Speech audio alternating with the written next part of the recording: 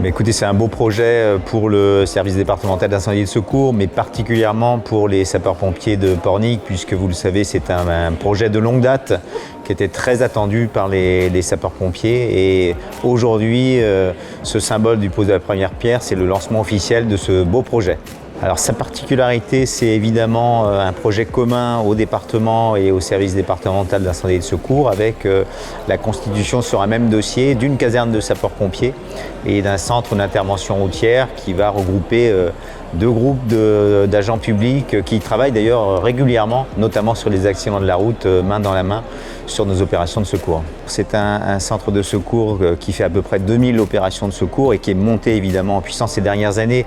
Et ce projet était attendu aussi pour ça, parce qu'on est sur un secteur, notamment littoral, la Loire-Atlantique, qui s'est énormément développé, et qui fait qu'au moment où la caserne avait été construite il y a une trentaine d'années, les sapeurs-pompiers n'étaient pas encore en régime de garde postée.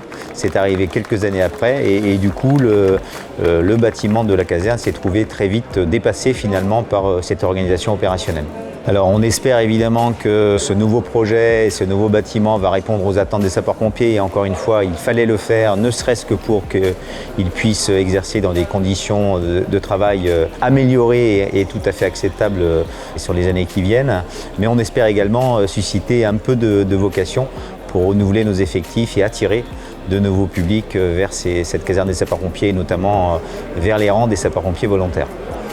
Malgré le contexte sanitaire, nous avons souhaité poser cette première pierre parce que c'est un moment important. Merci à vous, merci de votre engagement au service de l'intérêt général, au service de la sécurité des habitants et de notre territoire. Et puis rendez-vous début 2023 pour l'inauguration de ce bel équipement. Merci de votre attention et à très bientôt.